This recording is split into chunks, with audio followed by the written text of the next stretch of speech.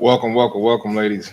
Today is November the 9th, 2025. We'll be locking and loading. Today we're gonna have a chart class. Remember, take notes, ladies and gentlemen. Take notes today. It's gonna be a fabulous class. Take notes. I'll be responding to you guys in the chat. Just be patient. All right, we'll be starting here at 2 o'clock on the dot. Ladies and gentlemen, run the chat up. Run the chat up. Appreciate it.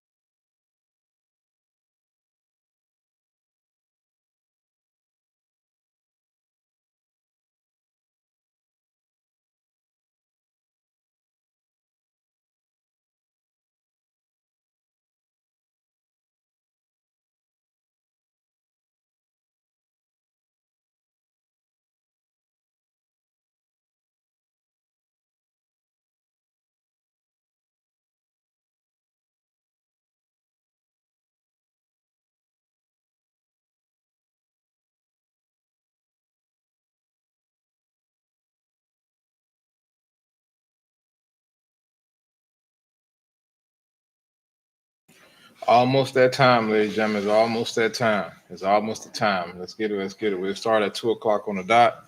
We'll get to it. Make sure you, ladies and gentlemen, take notes. This is what it's all about. Giving back to the community. So today is going to be a fabulous basic class on understanding charts. So technical analysis, right? Then I'll throw a little few things in there so you guys can actually have something to think about over the next couple of hours and leading into next week.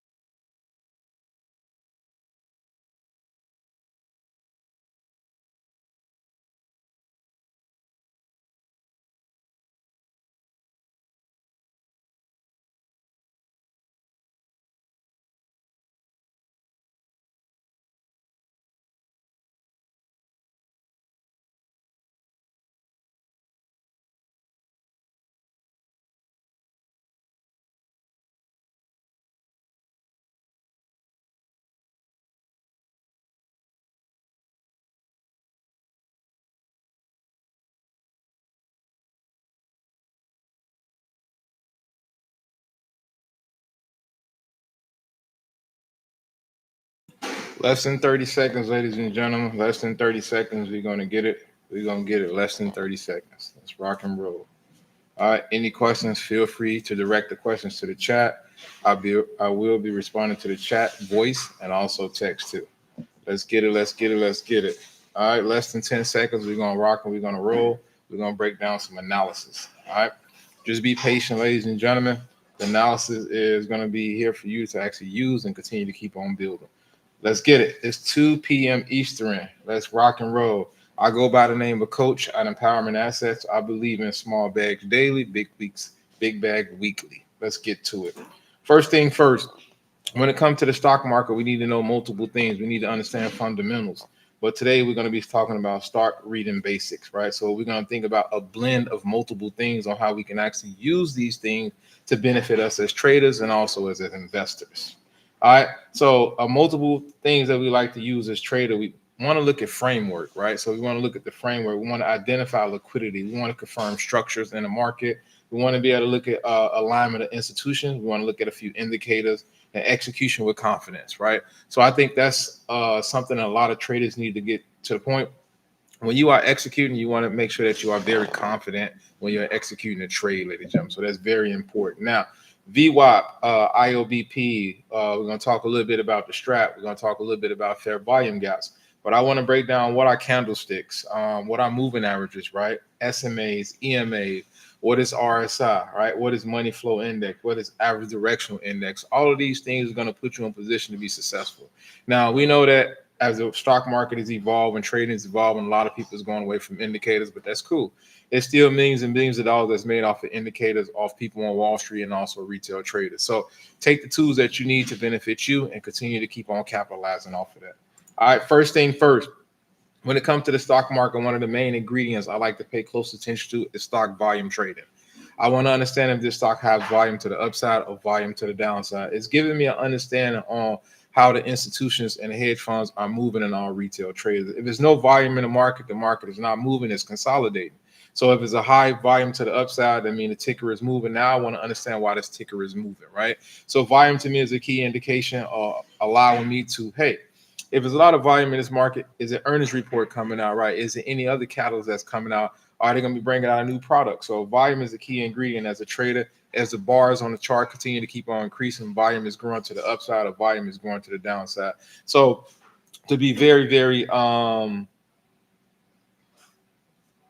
get straight to the point, market sentiment, right? So if volume is high, market sentiment is high, right? So you can actually look at volume on any given ticker on any given day on Yahoo, TradingView, bar charts, COBE, market bets, and many other platforms. So let's get to it. All right. Moving averages. I get this question asked all the time. What is moving average and how we can actually use moving average to benefit us as a trader? So moving average to me is an indication company used for technical analysis. So it's just smoothing out price over a given period of time. I don't care if you have a 3-day moving average, a 6-day moving average, a 9-day, a 21-day moving average. It's giving me the price over that given period of time for those moving averages. So it's very important to lock in on what moving average makes more sense for your style of trading. If you're scalping, if you're day trading, if you're a swing trader, if you're a long-term investor, your moving average is going to be a little bit different, right? So moving average is a little bit different for multiple people. So I might use a 9, you might use a 21, I might use a 3, you might use a 39. It all based off of your style of trading and your approach to the market. So a simple moving average is calculated taking an algorithm, meaning of giving a set price.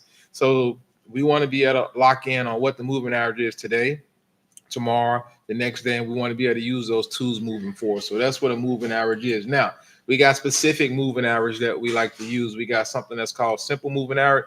It's an SMA. I like to use this for long-term investment, right? Because it's giving me the closing price of that stock for that given day. So now I'm able to calculate the closing price on multiple days, and then I can actually look at the moving price for that given period of time.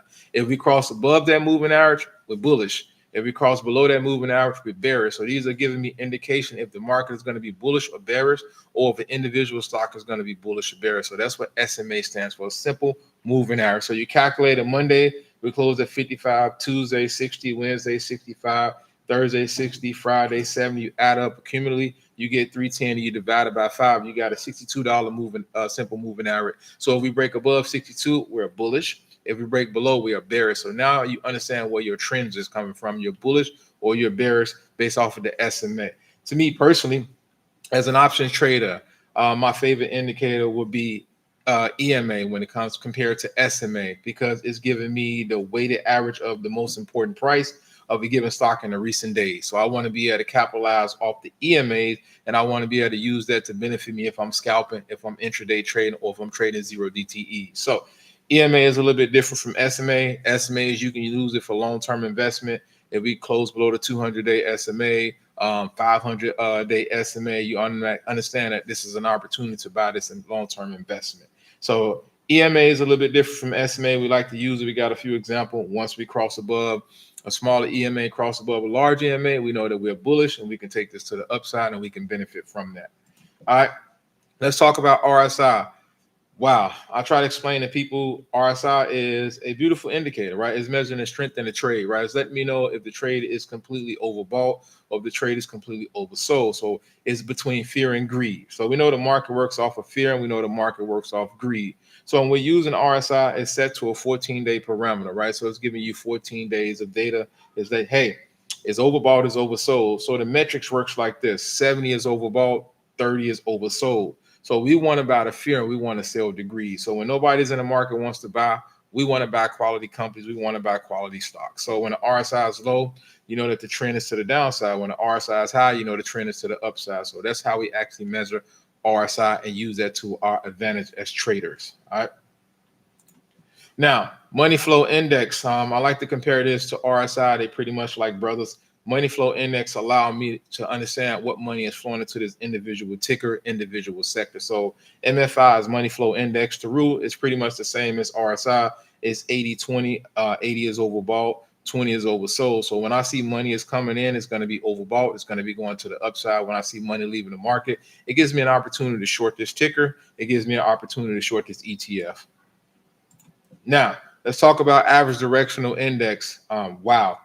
This measures the strength in the market as well. So average directional index to me is a beautiful tool that you can actually use as a trader. So I try to explain to people when I'm using average directional index is a +3, right? So we got 3 opportunities to actually look at the market, right? So we got a bullish ADX, which is D+, and we got a negative ADX, which is D-, and then we got ADX, which measures the trend, the volume, and the strength.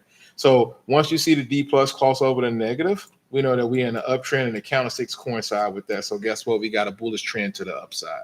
Now, once you see the D- cross over the D+, you know we got a trend to the downside. But the overall trend of this stock, we completely bullish to the upside. So we like to call this a bullish trend line.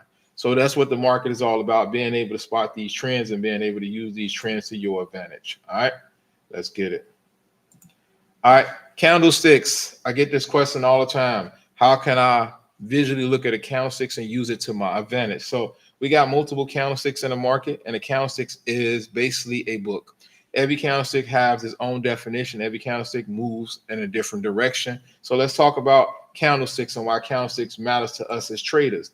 As a trader, you want to understand that the most bearish or the most bullish candlestick is called a Mireboji, is a dominant candlestick in Japanese terms.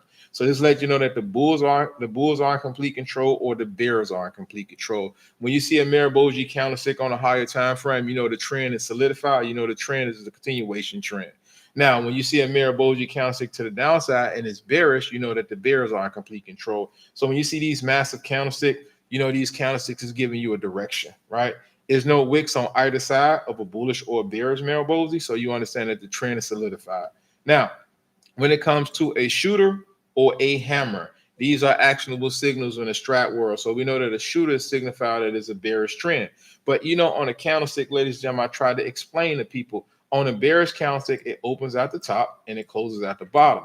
On a bullish candlestick, it opens at the bottom and it closes at the top. So now when we're looking at shooters, we understand that guess what? We open here, we close here. Guess what? Buyers try to come in and push it up, but the buyers lost control and the bears are still in control. Now, some of my favorite candlesticks outside of the Mireboji is normal candlesticks. We know that we got a bearish candlestick with a little bit wicks on either side. So we understand that, hey, what is the next sequence of candlesticks after the normal candlestick that I can use to my advantage as a trader to benefit from that? So normal candlesticks that let you know that the bears are in control or the bulls are in control. Now, one of my favorite candlesticks is something we call a neutral candlestick, neutral bullish or neutral bearish, right? Neutral bullish or neutral bearish. We like to call these a doji, spinning tops. So now I automatically know this is a 50-50 candle, right? I automatically know it's a 50-50 candle. The color makes sense, but in all actuality, I'll be waiting on the next candlestick to come out to be able to determine the direction or the next 2 or 3 candlesticks. But this is a 50-50, is a spinning top, or you call it a doji. Now, the least most bearish candlestick is a hammer, because in the strat world, we know that a hammer signifies what? A bullish trend. A hammer signifies a bullish trend, so it's an actionable signal. Once again, remember, you got to know where the candlestick opens, and you got to know where the candlestick closes. Bullish candlesticks opens at the bottom, closes at the top. Bearish candlesticks opens at the top and closes at the bottom. Now, Least most bearish is a green shooter. We understand that an actionable signal, a shooter, is saying that it's a bearish trend, but you have to be careful with the color code of the candlesticks. Let's get it. All right, next thing that's very important, I want to talk about a few candlestick patterns before we get to these individual slides and talk about them in more detail. When we're talking about like engulfment, right? Engulfment is basically a candlestick actually engulfing the previous candlestick. We talked about hammer. Now, Hermes. Now, I know people in the strat world say Rob Smith created a flawless system. It's beautiful, but his system is predicated and his system is based off of previous candlestick patterns. If you guys know that Hermes is basically an inside candle in the strat world, we know that's indecision. That's a one candle. All right, we got a doji, we got a morning star. So I like to call this a three candlestick reversal, right? And then we got bullish kicker. So you got three bearish candlesticks, and then you got a bullish kicker to the upside. You guys can actually look at this and you can pay close attention as you move forward. We got inside candles, outside candle, two continuations to the upside, the downside. All of these things make sense as a trader, but you got to extract things from them to use it to your advantage. All right, let's get it. Now, let's talk about the basic anatomy of a candlestick, right? Let's talk about the basic anatomy of a candlestick. I wanted to take my time to make sure that I make quality information so you can use this as you move forward in your trading and your investment journey.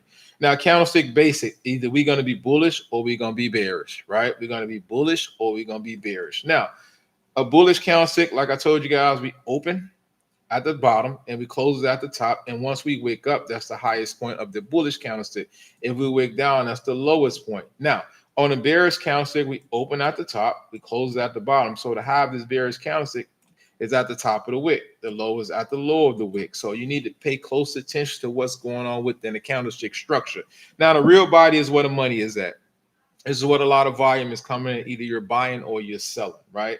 Now, you can be a buyer, you can be a seller, but as the market continue to keep on progress throughout the day, throughout the week, throughout the month, throughout the years, you have to understand what side of the aisle you are on. Are you looking to be fundamentally sound? Are you looking to be financially stable, financially free? So you want to be investing to some long-term quality stocks, right?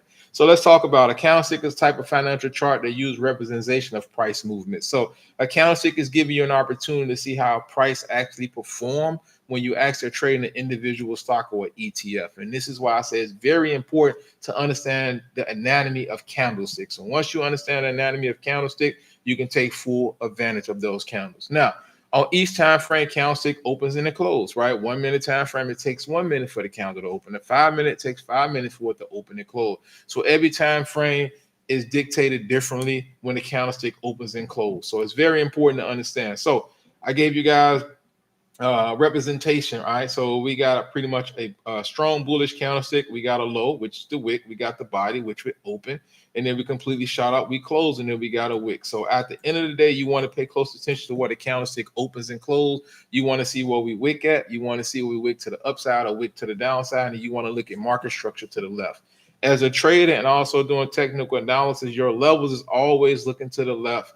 Always looking at previous levels of resistance, previous levels of support, because those can be your targets, your entries, those can be your exits. All right. Now, let's talk about inverted hammer, right? So in all actuality, this is a shooter, but it's an inverted hammer because a hammer looks like a tool that we use on a daily basis inside of our household, inside of a job. So a shooter is a candlestick that signals a potential bearish reversal, right? So we know an actionable signal. What a shooter means is we looking for a potential bearish reversal. In the stock market, it don't always happen like that. So you have to be very, very patient, have to wait on your setup. You have to wait for the actionable signal to show you the way. So let's talk about this. It's a small real body near the low end of the candlestick and an upper shadow, which we like to call wicks, at least twice the size of the body. So you know that, hey, if you see a shooter, you understand that there's a potential for a reversal. You want to look at multiple shooters. You want to look at the percentage of the shooters.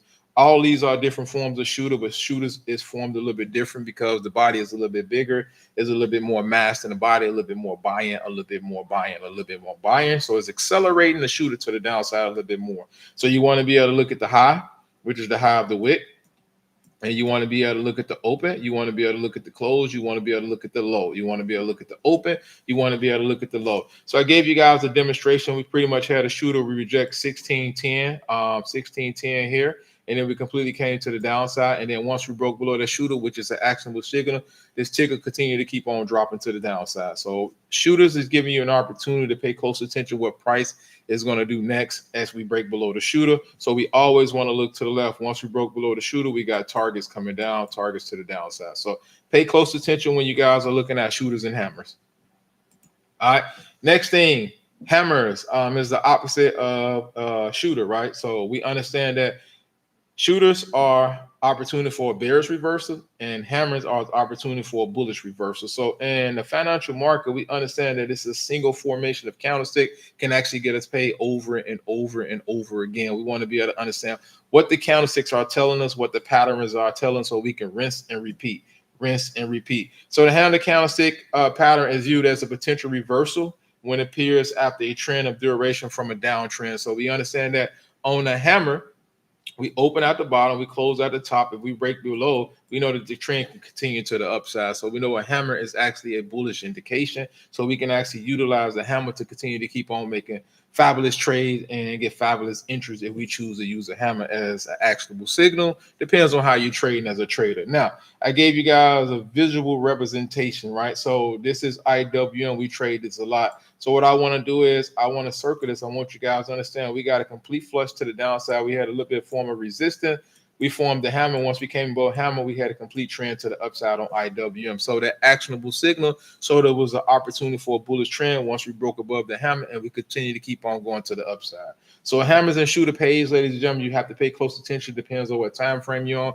If you're on a larger time frame, it's going to be golden. If you're on a smaller time frame, you might want to scalp. You want to get in and out of the trade to be able to utilize the time, because the time is not that much time is not on your side. So let's get it. Now, next thing, morning star. I like to call this 3 candlestick reversal, right? So when I'm looking at a morning star, we're looking at an opportunity to trade this back to the upside. And let's break down what a morning star bullish pattern is. So a morning star candle pattern is a bullish reversal pattern that characterized is denoting that a shift from the downtrend to the uptrend. So basically, a morning star said, hey, we went from being bearish to being bullish, but in between, we pretty much got in a doji. And I explained to you, ladies and gentlemen, earlier, a doji is a 50-50 counter. So once we break above the doji, we know we have an opportunity to trade it to the upside, or we have an opportunity to trade it to the downside. So we pretty much got our first candle, which is a bearish candle, is a complete flush to the downside. And then we get hit with our candle in between. And this is called an doji candle. Once we broke above this doji, we know this was a bullish trend coming back up to the upside. So this was a downtrend reversal. We went from being bearish to being bullish. Now, if you guys are familiar with like Fibonacci retracement, you could have drew your fib on this candle. You could have got multiple levels coming back up. Ultimately, you know, your target is at the top of that candlestick. So this is what we call a morning star. You can utilize this and you can benefit from this. So I gave you guys an example. We got multiple examples on this chart. So let's talk about it. So we pretty much got a flush to the downside. We pretty much got a hammer again. Boom. We pretty much got a flush to the downside. We got a hammer again. We got a flush to the downside. Boom. Once we came above, this is a downtrend reversal. We completely bullish. And right here, once we had a downtrend reversal here, we got a complete bullish trend to the upside. So downtrend reversal is giving you an opportunity to trade the market from the downside back up to the upside. So you got to be able to look for the clues, and it's called a morning star. All right, that's how you take advantage of it. It's called a morning star. Now, let's talk about bearish engulfment. We see bearish engulfment all the time, right? And I know people be like, oh, I got caught in the trade, it engulfed my candle. It took full advantage of it. Now, it's your opportunity to take full advantage of a bear engulfment next time it happens, because you're learning to hit with me at Empowerment Assets. So a bearish engulfment candlestick is a pattern, right? Is a 2 candlestick bearish reversal pattern that forms out a bullish trend. So we pretty much, in a strat words, pretty much a fail 2 up. So we pretty much got a fail 2 up. So we failed to continue this trend to the upside, and then we got engulfed by a bearish candlestick. So that means it took out this what? Took out this high, and it took out this low. So we pretty much say, hey, this is an outside candle in the strat world. So this is called a bearish engulfment, right? This bearish candlestick completely engulfed the bullish candlestick. So you see on this chart, we failed to continue this trend to the upside. We came out with a 3, which is the outside candle. We completely engulfed it. And then boom, now the trend went from being bullish to being bearish. And our targets, once we come down, once we completely went below that fail 2 up, we failed to continue that trend. We know this trend continued to come to the downside. Now we got multiple targets coming to the downside. This is what a bearish engulfment candle looks like. We engulf in the previous bullish candle and we head into the downside. Bearish engulfment. All right. Next thing is bullish engulfment. It works differently, right? So that means a bullish candlestick engulf a bearish candlestick. So a bullish candle engulf the bearish. So this is how this works. Is a pattern that indicates a potential reversal in the market occurs when a small bearish candlestick is followed by a larger bullish candlestick. So once again, you want to pay close attention to what's really going on in the market. So that means we took out the what? The highs and we took out the lows. So in the strat world, if we have a bullish 3, that means we took out the what? The low first, and then we took out the high, and then we continue that trend to the upside. So that's called a bullish engulfment. So let's look at it on the chart. We got AAL, American Airlines. We had a 2-2 continuation to the downside. We failed to continue the trend to the downside. We took out the low, we took out the high, and then the trend completely went up to the upside. This was Friday, right? So this is called a bullish engulfment candle. We completely engulfed the bearish candlestick. We turned the trend from being bearish to being bullish. And this is a benefit to us as traders. So we want to take full advantage of what's going on in front of us. So let's continue to keep on looking at the candlestick pattern so we can actually utilize them as the market is live tomorrow and actually moving forward in your trading and also in your investment journey. Bullish engulfment, bearish engulfment. All right, let's talk. We had a morning star. Now we have an evening star. So this is very important for you to understand the difference between the two. A morning star is a bullish trend. An evening star is a bearish trend. So let's talk about this. So we're looking at the structure. Full body length. We got a gap up. We got a star, and then we got a flush. So let's talk about what an evening star is. A bearish reversal candlestick that patterns the signal potential end of an existing trend. So when we see a evening star, we know that the trend is coming to an end, right? We're not guaranteed 100% that it's going to come to an end, but we want to pay close attention to what's really going on. Now, the pattern consists of 3 candlesticks, a long green candlestick, and then we got a short body candlestick, and then we're looking at the third candlestick to break below. So in the midst of trading the market, I try to pay close attention. We got a 2-2 continuation. We created a gap. We failed to continue the trend. We got a bearish reversal. We came below here, and guess what? We completely flushed to the downside. So this is what an evening star is. Now, our targets would be the body of this candlestick and the low of the wick. So we're looking at these targets as we continue to keep on flushing to the downside. So evening star pattern, the trend to the upside is exhausted. So now the bears are coming in and pushing it to the downside. So this is what it's all about. As traders, we want to take full advantage of what's going on in front of us. All right. Now, a dojis, as promised, I love a dojis, right? I love 50-50 chances in the market because guess what? I know that I'm going to be accurate with my discipline. I know that I'm going to be accurate with my understanding of what's to come next. So if you got multiple doji, you got long leg doji, you got normal size doji, you just want to pay close attention to which side that the next few candlesticks or the next candlestick breaks on the doji so you can actually anticipate or you can actually participate in the market when your trend comes up. Now, a doji is a unique pattern, right? It signifies indecision. So indecision in the strat world is a 1. A doji is indecision with regular candles. So we need to understand that once you see in a doji, is no buying pressure, is no selling pressure. They're waiting pay on a catalyst. They're waiting on a move to the upside. They're waiting on a move to the outside. So when I see a doji, I'm looking. I'm being patient. I'm trying to see if we have any form of a catalyst. So in the stock market, you see how we got in a doji on Starbucks, right? So we haven't broke either side. We haven't broke to the high. We haven't broke to the upside. So we're waiting on the trend to actually form. If we're going to go to the upside, we can take calls. If we're going to go to the downside, we could take puts. That's how a doji get us prepared, ladies and gentlemen. So a doji to me is a solid candlestick that you can trade over and over and over again, especially on a larger time frame. All right. Next thing, my favorite candlesticks in the whole world, ladies and gentlemen, is called a Miraboji candle. It's a dominant candle, right? If it's bearish, bears are in control. If it's bullish, the bulls are in control. When I see Miraboji candlesticks on a daily, the weekly, the quarterly, the 12-hour, the 6-hour, the 4-hour, the 90-minute, I'm excited. I understand that the bulls took complete control or the bears took complete control. So Miraboji in Japanese mean dominant is extremely powerful candle, right? So pretty much pay close attention to these candlesticks when they form. You want to take full advantage of it. There's no bulls when you see a bearish Miraboji candle. There's no bears when you flip it around, right? So my whole thing, when you have a bearish Miraboji, there's no bulls in.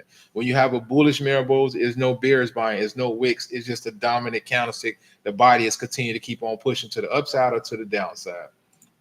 All right, let's talk about price action. I get this question all the time. How do I look at price action? I'm gonna give you guys some clues to pay close attention to what price action really means. Price action is not difficult, it's not hard, you just have to lock in. Price action is a change in the security price over time. That's all it is.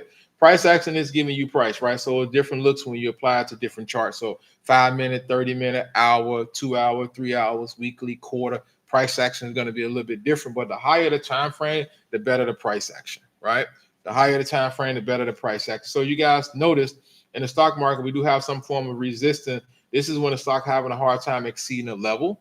And then we do have some form of support. This is when the stock market having a hard time exceeding levels to the downside. So in the midst of looking at this, we pretty much created a double bottom.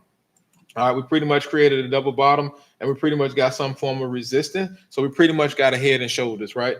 We got a head and shoulders. So we want to pay close attention where the price lies. Once we break through resistance, we pretty much want to trade back to previous levels of resistance. And once we break through previous levels of resistance, we create a new level of resistance. And once we reject that, we want to come back down and trade it to the old level of resistance, which turned into support if we bounce back up. So we got an opportunity to trade the market. Price action is giving you an opportunity to let you know how price is changing over a given period of time, no matter what time frame you're on. So price action is key as a trader. You can strictly just trade resistance, support. You can pretty much see if the market is consolidating. So price action is giving you clues. All right.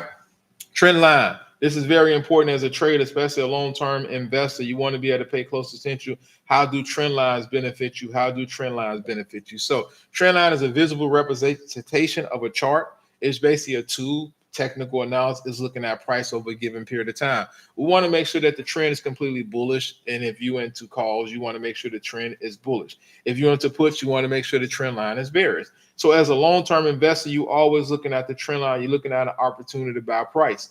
You're looking at to buy out a quality price, a quality stock. So if you notice, this trend line is completely bullish. You know that you missed the entry point below 1350. That's cool. Even though we went up to pretty much 1475, we did get a pull down here on this trend line. This is a buy-in opportunity because once you bought in here and the trend line completely keep going to the upside, went up to pretty much touch 1600. So if you got in here at around 1425, you still made profit. Now, let's say you missed the entry at 1425, you still had an opportunity to get in on this trend line, and the trend line continue to keep on being bullish to the upside. So a trend line is just giving you an opportunity to get quality entry points. Even if you missed the original entry point, you still have an opportunity to buy in, right? So a trend line that happens, we got resistance, we come back down, we create support. But a trend line is letting you know that this trend completely going to the upside or the trend can go to the downside. So you guys notice on this Walmart was at $37.47. A lot of people missed the opportunity to buy. Walmart went up pretty much around 60 bucks. We came out back down to 50 bucks. So guess what? You could have bought in at 50, and then guess what? Walmart accelerated all the way up to 109, 108, 106. So you had an opportunity to buy, and then Walmart had a pullback around like $80. So you could have actually got in around 80. Now Walmart's sitting around 102, 103. So that's how a trend line works. It's just showing you a trend on a particular stock or the market as a whole, and you have an opportunity to buy when we have pullbacks in the market. That's what a trend line is. Once you understand how to use a trend line, guess what? You can benefit in the market. Now, stock breakouts. I know we like to trade breakouts, right? The market likes to trade in ranges, right? Individual stocks like to trade in ranges. Some stocks trade inside of a range for years. Some stocks trade inside of a range for years, even a decade, I noticed. Now, a stock breakout refers to a situation where the stock price moves beyond a defined support or resistance level. And let's talk about this. So when we have stock breakout, we can be consolidating, right? We can be hitting resistance. We can hit support. So once we break above, we take calls. Once we break below, we take puts. In this instance, we completely broke below support, and we completely had a flush to the downside. So that's how stock breakout. And it could be earnings report.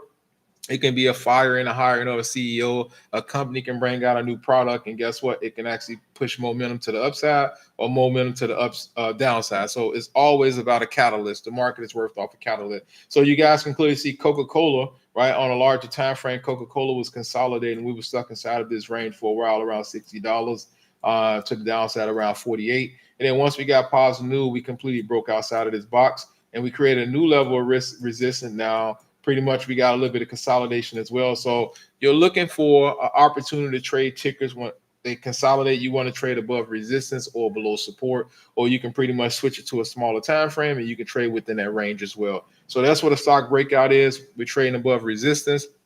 We're trading below support. All right, next thing, let's talk about support levels. I get this question all the time. What is support? How do I utilize support? So support is level represented by a price point, and an asset is having a hard time or is just struggling to break below. That's what support is. And let's talk about what support is. So we're looking at Snap. We understand that Snap got a level of resistance. Snap got a level of support. Every time we come down to support, Snap having a hard time to break through here. So we don't create a new level of support. So now we're looking for Snap to actually bounce off support and continue to trend back up to the upside. That's what support is. It's a hard level to actually break to the downside. We hit this level multiple times. 2019, we hit it in 2023, 2025, 2024. Now, if we bounce off this level, we got multiple targets coming back up to the upside. So that's how support works, ladies and gentlemen. We're having a hard time exceeding that level, right? That's Snap for you. Now, resistance is the total opposite, right? So resistance is the total opposite. This is a representation of a ticker or ETF is having a hard time exceeding old levels of resistance. So we're waiting on this to actually exceed this level of resistance so we can trade it to the upside. We want to be able to be focused and locked in so you can set your alerts. So this is how it works. We consolidating, we bouncing off support, and pretty much we bouncing off resistance. Once we broke through resistance here on Bitcoin, guess what? Bitcoin exploded. So Bitcoin was pretty much hitting 78, and then Bitcoin completely exploded to the upside. We hit an all-time high of 126, right? So you want to be able to understand what the resistance lies so you can actually trade above the resistance, and you want to be able to understand where support so you can trade below support. All right, next thing, stock market, always going to give you reversals. Stock market is always going to give you reversals, ladies and gentlemen. I try to explain to people, you're not going to be able to spot the reversals all the time, especially if it happened before the market or after the market. You're not going to be able to spot it. So you just be stuck into trades, or you just be stuck into holding the share. So reversal when the direction of price trend have changed from going up to going down or going down to going up. So the market plays, right? So the market is going to play with you. So this is how it works. We got a complete trend to the upside. We pretty much hit resistance here. And then the trend completely reversed to the downside. We bounced off support. So that's a complete reversal. And we bounced off support. We completely went up to the upside. We bounced our resistance, and then we went all the way back down again. This is how the market works. The market likes to reverse. So if we go up $30 and reverse, we go down $20, we go down $40, we go down $50. That's a reversal. So that's how the market actually works. So instance on SPX, we hit resistance. We came down, we found some support, and we completely reversed and went back up to the upside. So the original trend was bearish, and then now the trend went from being bearish to being bullish. This is what you call a reversal in the market. All right, next thing, let's talk about ascending triangle, right? So, ascending triangle is considered a continuation pattern as the price typically breaks out of the triangle, right? So direction is the prevailing, right? So we want to understand if we extend it, that means we're going to the upside. So if we bounce our resistance, we can continue to keep on trading. But once we break below support, we trade this to the downside, and then boom. That's what we call ascending triangle. We're ascending to the upside, but we're looking for pivots, right? We're looking for reversals, right? And as we get the reversal, we want to trade it completely to the opposite direction, right? In this case, something is ascending, it's going up. So we reverse, we want to trade it to the downside. All right, descending triangles. To me, this is one of my favorites. I like when things actually drop. It gives me an opportunity to trade it back to previous level. So descending triangle is basically the stock is descending to the downside, and then we found some level of what? Support. And as we found support, if you like this stock at $10, you pretty much love it at $5. So guess what? The banks, the institution, they come in, they load the boat, and then boom, once we get a reversal, fell two down, we came above, boom, we got previous what? Resistance. So now we want to trade this back to previous levels of resistance, and then boom, we knocked out all our targets coming up to the upside. So you just trade the market from previous levels back to old resistance and old support, so you consistently keep on rinsing and repeating. All right, let's get it. Death cross in the stock market. I try to explain to people, when you see a death cross, something is brewing, right? So a death cross happens when a smaller moving average cross below a large moving average. So in this case, you have a 20 cross below the 200. So guess what's happening? The market is completely falling apart. So death cross, that means the stock is dropping to the downside. So and CMG, which is Chipotle, we know that they had bad earnings report. The millenniums is not buying, so we created a death cross. We pretty much reject 52-week highs and completely came all the way to the downside and created a 52-week low. So the way the death cross works, once we have a smaller moving average cross below a larger moving average, and pretty much we had that death cross, and boom, it completely floated to the downside. So you guys can see 50-day moving average, it crossed below the 200-day moving average. This is a death cross, so that means the ticker is completely coming to the downside. That's a death cross, or it's a bearish trend. All right. And the opposite of a death cross, I try to explain to people, is a golden cross when you have a smaller moving average, like the 50-day cross above a large moving average, like the 200-day moving average. So this is a bullish trend. So death cross and golden cross is inverse of each other. You have a bullish one, you have a bearish one. So you want to pay close attention. Now, let's talk about a rising wedge when it comes to volume. Excuse me, a rising wedge when it comes to volume. So the rising wedge is a bearish pattern because it's losing volume. As you guys can see, the candlestick here has a lot of volume. As we get to the top, we reject resistance. The candlestick loses volume, and then the bearish candlestick have more volume, and then we lose it to the downside. So a rising wedge, we understand that the trend is continuing to the upside, but volume is actually leaving the candlestick. So we're waiting on reversal to the downside. So pay close attention to anything that's rising. That means the volume in the candlestick is actually declining. All right. A declining wedge, to me, this is a fantastic opportunity to buy lows, right?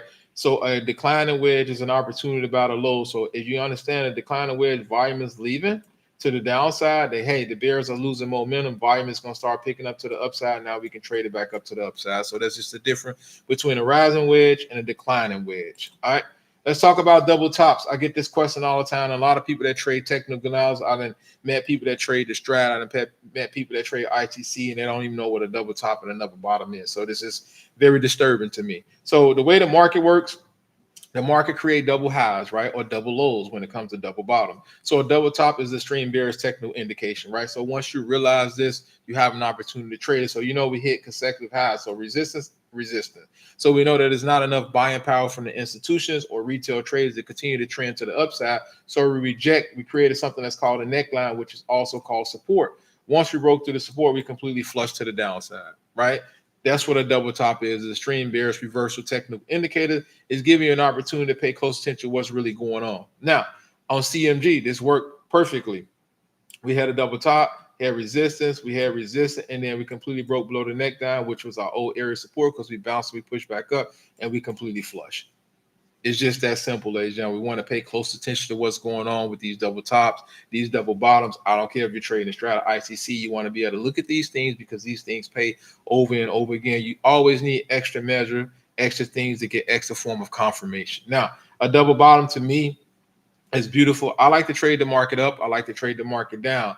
But if I had to decide, I would love to trade double bottoms back up to the upside because I like to be able to look at my portfolio and make money off of options that's going up and also my long-term portfolio going up as well. So a double bottom is a bullish reversal pattern, is the opposite of a double top. So you guys can clearly see this is pony. We hit a level of resistance. We completely flushed. We hit tapping on this double bottom. So we're going to be looking this week and see if we can actually continue to trend back up to the upside. So looking at double bottoms and double tops, you should understand that one is a bullish reversal and one is a bearish reversal, right? So as a trader, you need to lock in on that and pay close attention. All right, let's talk about head and shoulders. In the market, we're going to create heads, we're going to create shoulders, we're going to create inverse head and shoulders. So the way the stock market works, head and shoulder is a bearish trend, right? So if you guys pay close attention, we got the left shoulder, we got the right shoulders, we got the head, which is the apex. So guess what? This is the form of resistance, maybe a high of the day. So we want to pay close attention, and then we have a neckline. So once trends start continuing on the left side, we pretty much hit high of the day. And once we come back down to the right shoulder, we know we completely bearish. So we know we rejected the high of the day, and now we're coming back to the previous shoulder. We went from the left, now we're coming to the right. Now, inverse head and shoulders.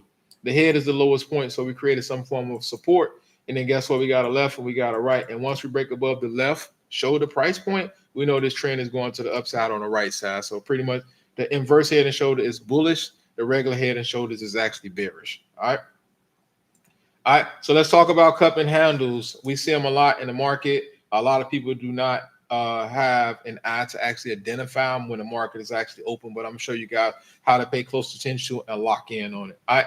So a cup and handle is a technical analysis market piece of a cup and handle is a bullish formation, right? Is a chart pattern consists of a drop in price and then a rise back to the previous original volume. So I'm gonna show you guys, and then followed by a smaller drop and then rise back up to the previous peak. So this is a bullish indication. So the way the cup and handle works, we got resistance, we got support. People like to buy in. Once the stock continue to uptrend, we trade back to resistance, and then we like to consolidate, and then we get a catalyst and we break above resistance to create a new high. That's just how a cup and handle looks. Now, I want you guys to look at this. There's two ways to look at this cup and handle. We got resistance. This is duolingual.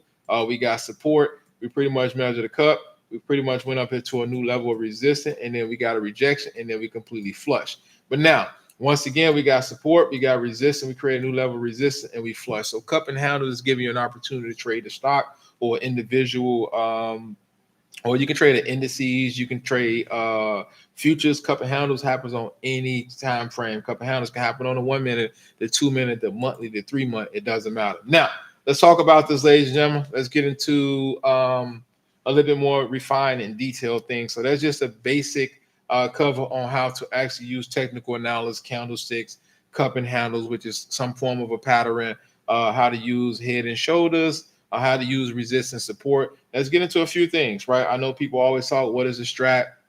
How can I blend it with ICT? What is framework? How to identify liquidity? So I'm gonna show you guys how to identify liquidity, how to look at the confirming a structure shift, looking at the execution of your confidence. You have to have confidence to be able to execute. I'm gonna give you guys a few indicators that you can use. If you guys found the indicators useful, continue to keep on using them. Build it up, build it up, build it up. All right, let's get to it. First thing first. All right, so let's talk about a few indicators that I like to use, right? We got RSI, fair volume gaps, IOBP. So to me personally, IOBP is beautiful, right? So it's allowing me to understand what's happening. And then I also like to use VWAP, right? So I like to use VWAP. It lets me know something is bullish. It lets me know something is bearish. This makes me think of time, right? It makes me think I can save time, right? I want to be able to use indicators to be able to take out the work for me majority of the time. I don't want to be sitting there marking so many different levels. I don't want to be able to mark so many different highs, so many lows. So I want to be able to use different indicators to actually do that for me so it can actually save me time so I can focus on the trade itself. All right, let's get it. A lot of people trade ICT, right? So this is basically the core concept of ICT. It's a phenomenon. It's beautiful, right? But I like to take bits and pieces from ITC, Strat, and then resistance support, and I like to actually use this in a bundle and actually help me trade if I'm trading swings, if I'm trading zero DTEs, if I'm trading scalps, anything like that. So it's liquidity pools. We're looking at equal highs, equal lows.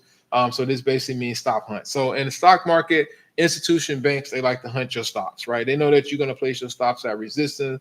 They know you're going to place your stop at support. They know you're going to place your stops at multiple levels. So they're going to be hunting your liquidity, and we'll talk about that. Now, fair volume gaps is a 3 candlestick imbalance. So you understand in the fair value gap, we got imbalance. So it's an efficiency gap. So price rebalance itself. So we're looking at the imbalance, and we want to be able to look at price to come back and rebalance itself. Order blocks, last bullish order block, last bearish order for before structure. We'll be able to look at that in small details. We're not going to go into much. We're going to look at breaker blocks. We're going to be able to see how structure actually flips, and then we'll take advantage of mitigation blocks. This is pretty much a retest of the original order block after expansion, right? So we're going to look at mitigation. So you want to understand that now. OTE. Optional trade and entry. So you can have optional trade and entry. I don't care how good you are as a trader. Your trade and entry can be on point, but it can actually go against you as well. So I mean, long as you pick your setup and you're okay with the OTE, that's important. I like to use Fibonacci retracements as retracement zone. It's pretty much sweet levels for me. Market structure shifts, right? Which is the change in character, right? It's confirmed by order blocks and fair value gaps alignment. So the market is going to change structure within a day. SPX, SPY, QQQ, if the president of the United States tweet anything, the structure can train completely. All right, ICT training. I know a lot of people, they want to lock in on this and utilize this. Please, ladies and gentlemen, just take the bits and pieces from it, utilize it to put you in position to be patient, right? So it's just a cohesive trading trading ideal is aimed to decode the behavior of a large market participant, so banks and institutions. So ICT is looking at see where the banks are buying, see where the banks are selling, and it's actually forming structure, right? It's forming highs, it's forming lows, it's forming order blocks when we have millions and millions or billions of dollars that's coming into an inflow, or billions and millions of dollars is actually leaving out of a particular sector, all right, or a particular individual stock. So market structure, understand how institutions trade and operate is very crucial. So when I'm looking at market structure, I want to be able to see what banks are buying and what banks are selling, and I want to be able to execute. Liquidity zones, you identify 2 types of liquidity. You're looking at buy side or you're looking at sell side of liquidity, right? This are indicators that traders are typically placing their stops orders. So the banks, they know where you're placing your orders, right? The market makers, they know where you're placing your orders. So you want to be able to be ahead of the game. So sometimes you have to give a little to take a lot. Displacement is referred to the sudden price move that often occur after liquidity levels is breached. So this is displacement. It signals strong buying or strong selling pressure. So this is displacement. They just changed the wording up. We live in the 2025. We're not trading in 1985, 1990, and things like that. Order block and fair volume gap. These are concepts that help traders identify potential reversal points in the market. So we're going to cover that as well. So let's get to it. All right, first thing first, let's talk about liquidity, right? So liquidity is very important in the market, ladies and gentlemen. Once you understand liquidity, you can take full advantage of the market, right? So let's talk about liquidity. Liquidity in ICT, and if you're not using liquidity in ICT, liquidity can mean how fast you can actually get out of an option contract or shares, and you can convert it to cash. That's basically what liquidity is. Now, it comes in two distinct forms, buy side and sell side. All right, so the buy side liquidity refers to the area on the price where charts where short sellers are trading are likely to have their stops, right? And then the sell side liquidity identified a zone where bullish traders stop orders are concentrated. So let's talk about this. When we're looking at this chart, we got buy side, pretty much a form of resistance. We got sell side, which is a form of support. So we want to be able to understand what the buy side at and what the sell side is, so we can actually make a trade. Now, once we break above the buy side, we know we completely bullish. But if we come down, we break below the sell side, we know we're completely bearish. That's just all it is, ladies and gentlemen. We do not want to overcomplicate trading in the market. So we got buy side liquidity and sell side liquidity. So guess what? If I'm in a trade, in a bullish trade, and then I set my stop here, I understand that if we break here, it's going to kick me out of the trade. It's going to continue to trend to the upside. So this is what it is. Buy side, sell side. We want to be able to look at opportunities to actually get in the market and take full advantage of what's in the market. All right. Now let's talk about displacement. The way the stock market works, we do have displacement. Is a sudden and forceful price movement, either to the upside or to the downside. So you understand what happens in the market when we pretty much get gap ups. We pretty much get gap down. So if we have some form of displacement, that's when we have a complete bullish candle or a complete bearish candle that takes me back to Maribogi candle. So that's a form of displacement. So two key points to remember when you're talking about displacement are often signify a sudden surge in buying and selling pressure. So that's what displacement is large orders, right? To the upside is large orders to the downside. So once you see displacement, you know, guess what? It's going to be a change in what? Structure. It's going to be a change in structure. So we're looking at sell side and buy side. We completely broke above the buy side. We had a displacement. Banks came in, maybe 5 million, maybe 3 million, maybe $6 million, and orders came to the upside. And it was a major displacement in that candlestick, and it pushed price higher. So that's also what displacement is, right? So displacement also give you an opportunity to be able to look at the results of buying and selling. All right. So pay close attention to displacement. All right. Next thing, market structure shift. The market likes to shift structure. So these are defined by higher highs, higher lows. So I want you guys to understand an uptrend or lower highs and lower lows, right? And a downtrend. So market structure shift is levels of the chart where the existing trend is disrupted, right? And the uptrend is marked by lower lows, where the downtrend is typically occurs when a higher high is established. So when I'm looking at the market, I'm looking at market structure shift. I want to see if we're going to be changed from being bullish to being bearish, from bearish to being bullish. So if I look at this chart, I know we got lower highs. I know we got lower highs. I know we got lower highs. I know we got lower highs. So we pretty much came down, created support. Once we broke above the lower highs, I know that now we're creating what? Higher highs, right? So as we continue this trend to the upside, we want to be able to continue higher highs, continue going to the upside. So this is what it works. So the way this works, this is higher high. If we break and completely close below this, we create another higher high. But if we come down here and we break below here, we create another lower low. So the market works off lower lows and higher highs. So you want to pay close attention to what's really going on. So the market is going to give you clues. It's going to give you an opportunity. You just have to lock in and be patient. All right, let's talk about this. Indicement, right? So I try to explain to people, this is peak, right? So I want you guys to understand this. When I'm looking at the market, right? I'm looking at large trends. I'm looking at large trends, right? So this is the way this works. According to ICT, the market moves are often the result of smart money. So if you know anything about smart money concept is institutions and banks. They think that retail traders are dumb money. So they want to be able to come in. They want to be able to outsmart you because they have the technology. They have the tools. So basically what this means is they're looking for you. They hunting your stop loss. They're looking to take your money, which is your form of capital. So now when I'm looking at the market, we're looking at structure. So the strategy is the belief that one opportunity arise, a next one will. That's what I try to explain to people. When one opportunity goes away, a next one will. So the way this works is levels is reached, levels is breached, additional liquidity comes in the market, and guess what? They say, you know what? We want to hunt their stop losses. So this is how it works. So we got a form of resistance, we got a form of support, right? We understand that if we got into calls, we got a displacement, right? We know we got a large selling to the downside. This is SPX. This is on that day where SPX completely dropped 180 points. We completely flushed to the downside. But people say, I'm still bullish over the long haul. So guess what happened? We got complete displacement, and then we came back and went back above resistance. And guess what? We completely went to the original trend. So if you had like 6 months, year contracts on SPX, you pretty much are still feeling comfortable. You added to your position at the bottom. So this is what I like to explain to people. This is when banks like to manipulate, kick you out of your stock because you say, you know what, I'm feeling really bullish, but you get some news in the market, completely send it down, but we came back right above resistance, and then the trend completely exploded to the upside. We pretty much created a new all-time high.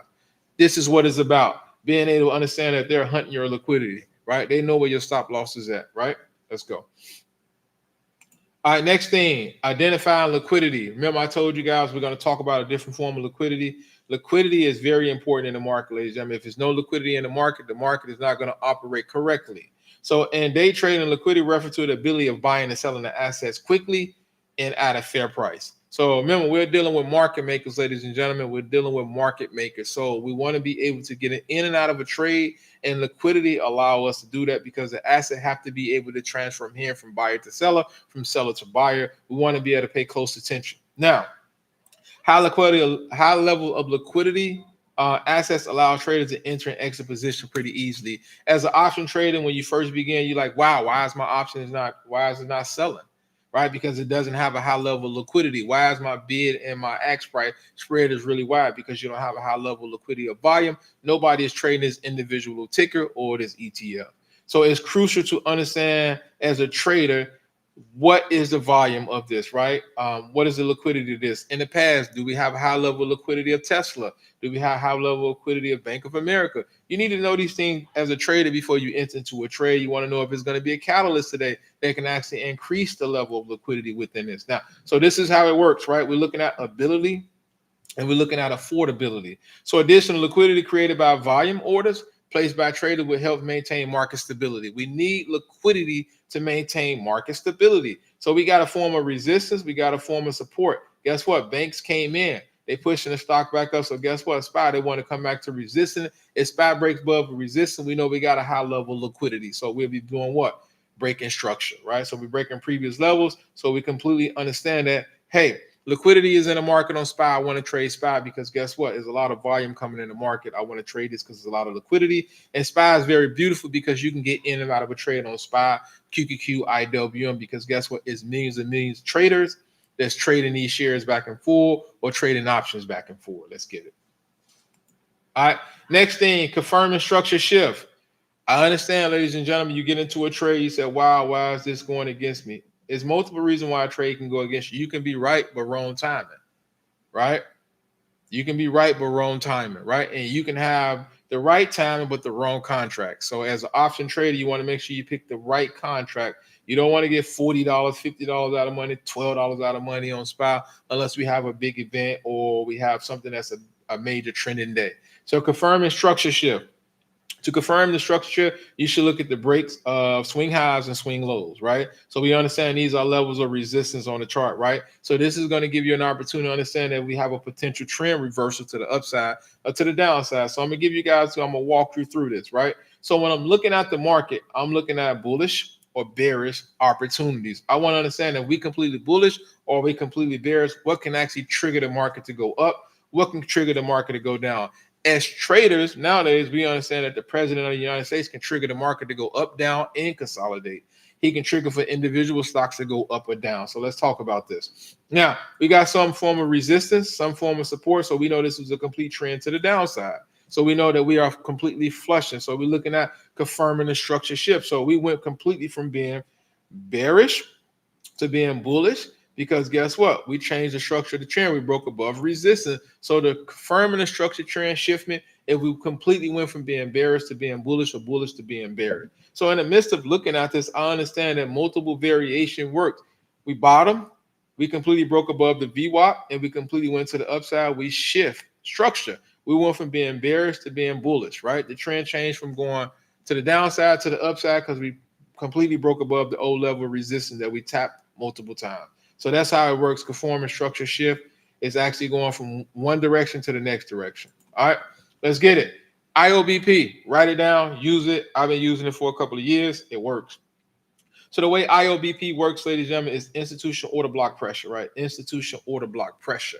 So it's letting me know when banks are buying in bulk, right? It's going to be green. It's letting me know when the banks are buying in bulk to the downside. It's going to be red.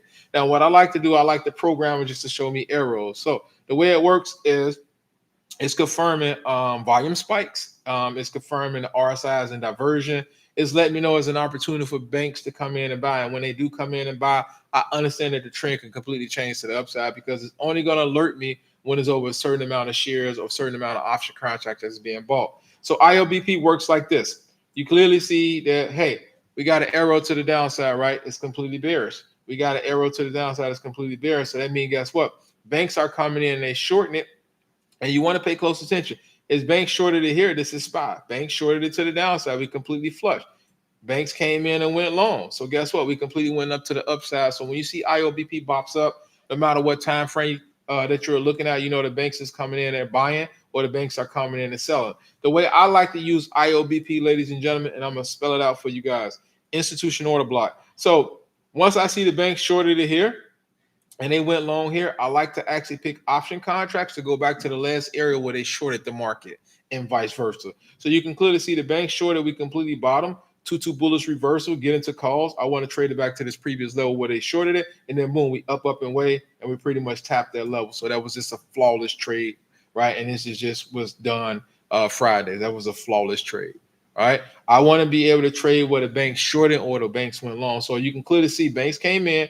We went back to the last area they shorted. If SPY come out, we understand we got an opportunity to trade it back to the previous level they shorted. So we pretty much get back to all-time highs. So IOBP is giving you direction and it's showing you the trend. All right. Next thing, let's talk about OG Fib levels. I know a lot of people, you're pretty much tired of marking your pre-market highs, your pre-market lows, your daily highs, yesterday close, day low. So OG Fibs actually programs that for you. It's going to give you your yesterday's high, pre-market high, day high, yesterday close, yesterday lows, and pre-market lows and days low.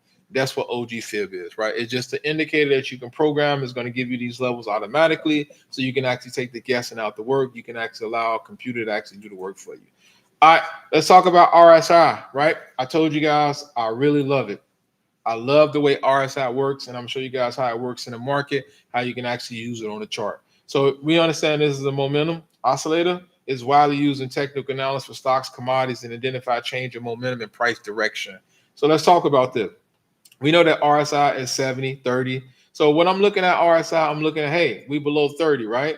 What is the stock doing, right? We understand that, guess what? We bottom on SPY. So if RSI is below 30, right, is extreme fear in the market, right? And then the stock is actually showing me a visible representation of the fear.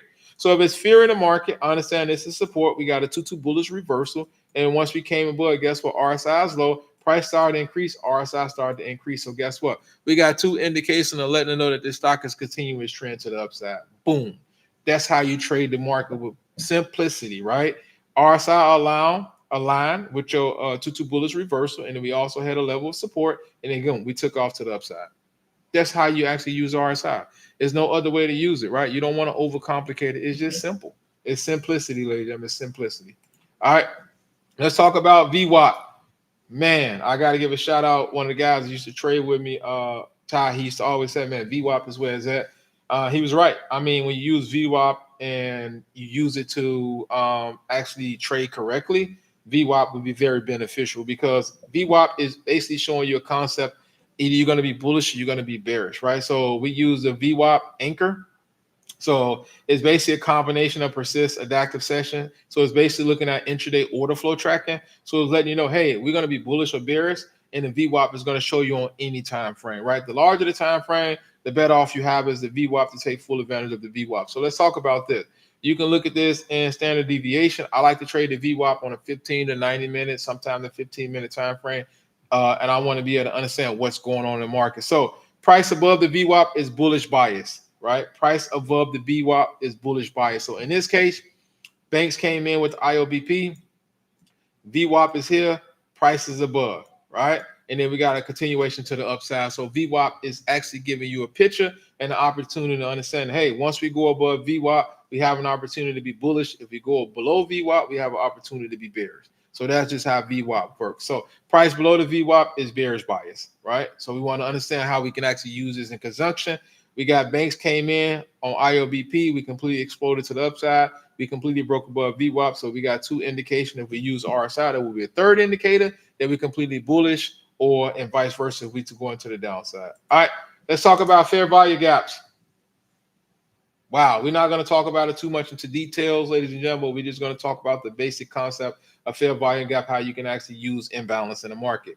Now, fair value gaps is when liquidity levels is breached and the trend reverse occur. Trading also observe gaps in prices, right? We understand that the market works in gaps. We understand that the market works in gaps. So the market is going to gap up, it's going to gap down, or the market is going to consolidate.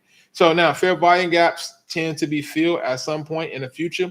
And this is the concept that I see traders leverage when setting their orders. So the way it works is a three candlestick system. And then we create a fair volume gap, right? So we got resistance, we got some opportunity, we're trading inside.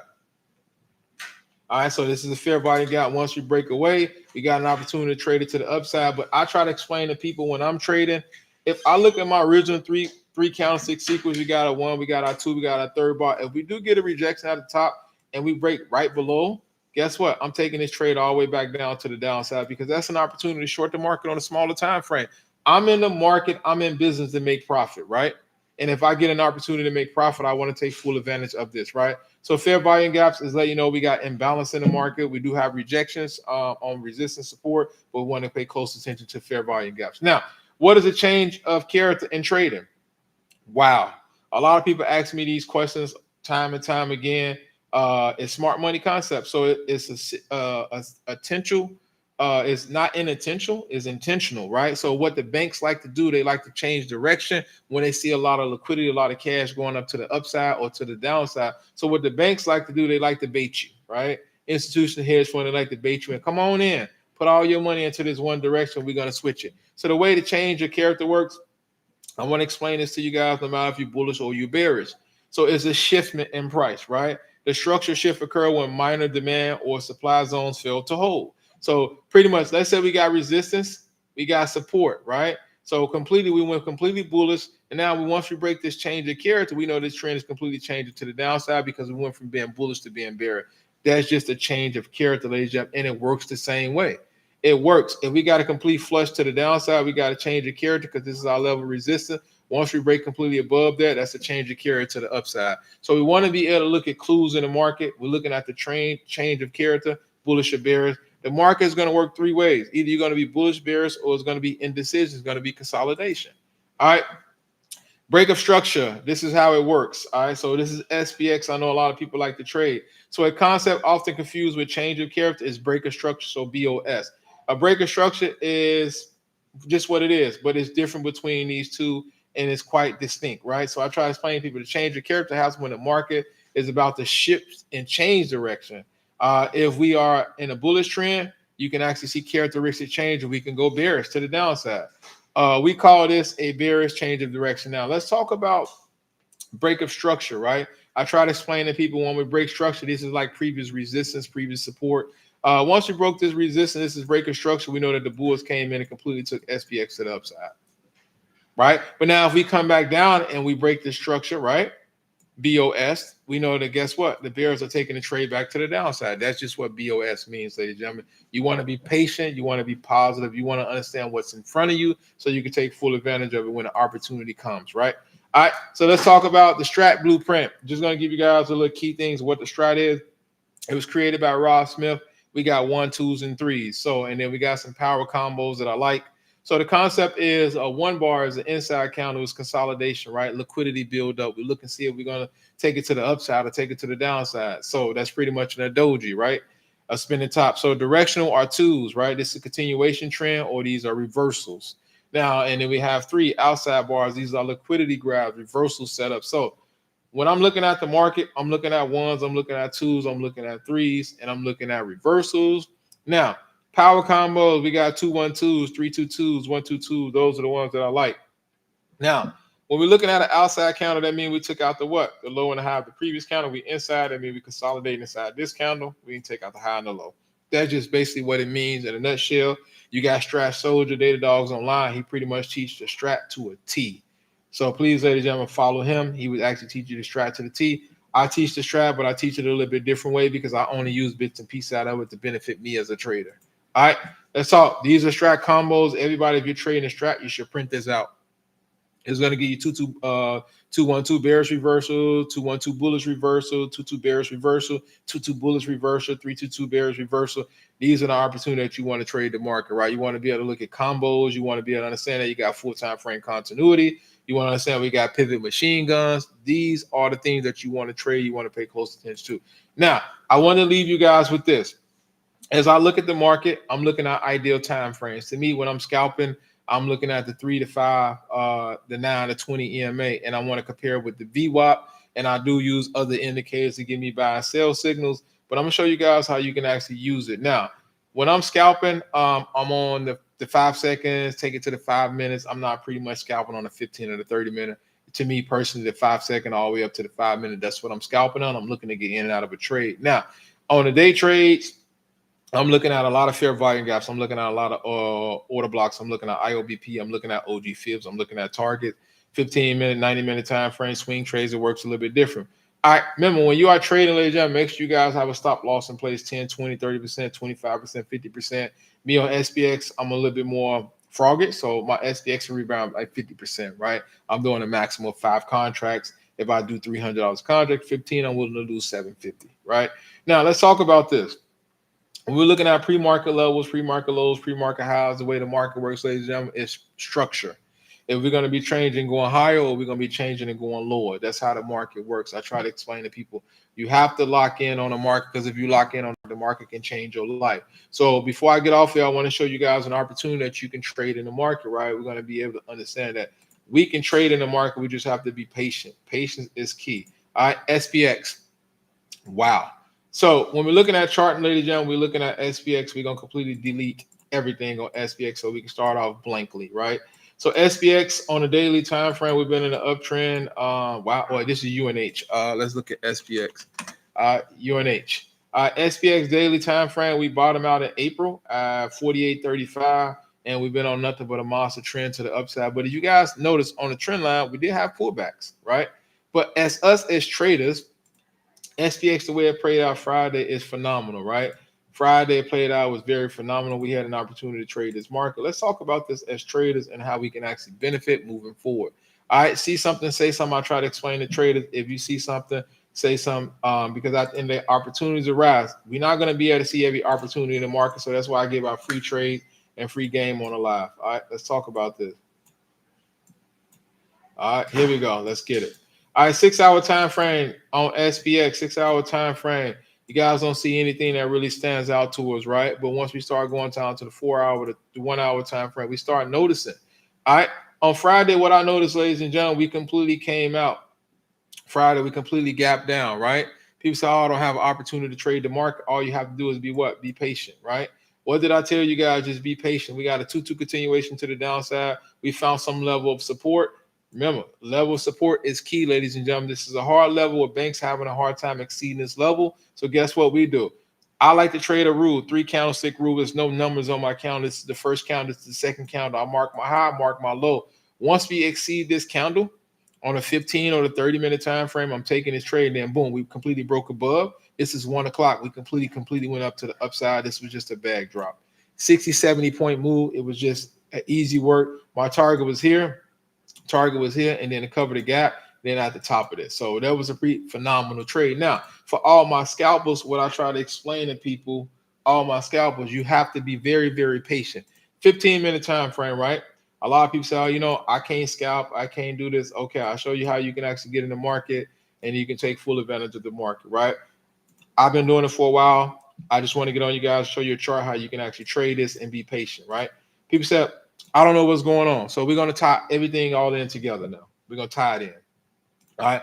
A complete flush to the downside from Thursday to Friday, complete flush to the downside, 12 o'clock.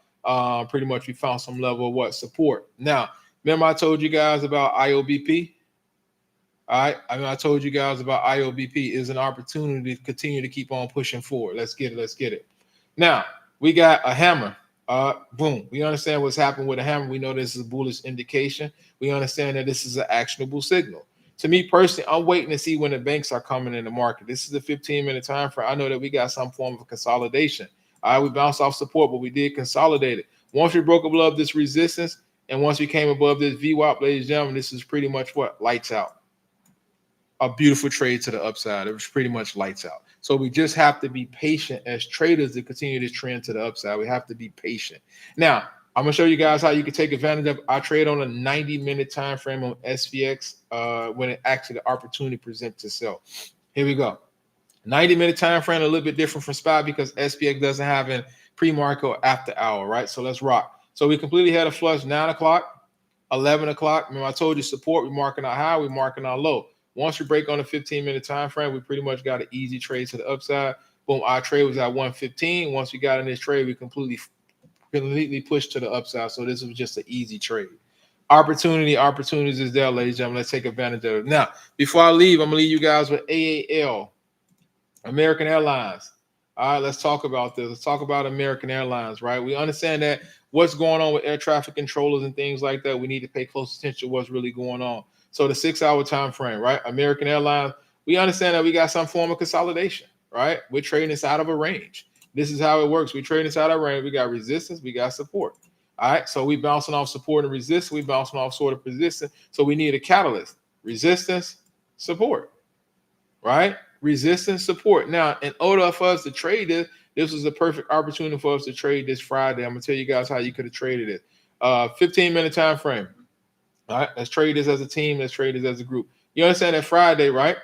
Give you guys an opportunity to trade this. I'm looking at pre-market levels. I'm getting an opportunity to understand pre-market highs, pre-market lows.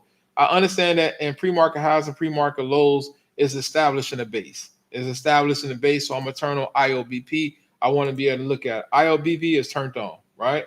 It's turned on, so I want to be able to establish the base. I understand we got pre-market high, so I automatically know that's one of my targets, right? So what I like to do is a simple way of trading from the bill. We completely had a flush. Pre-market 9:15. I like to mark my high, my low of 9:15, change it to a 5-minute candlestick, and then boom. Once we came out from the bill, this was a complete trade to the upside. My first target will be pre-market highs. Right. My next target will be previous day close, and that was up here, and then boom, we up and away. That was just a simple trade of trading the market. That's just a simple way of getting in the market, taking full advantage of what the market have to offer you. So pretty much, ladies and gentlemen, thank you guys for stopping by. I appreciate you guys for joining the live today. We're going to continue to keep on building. We're going to continue to keep on growing. It's your coach at Empowerment Assets. Take care.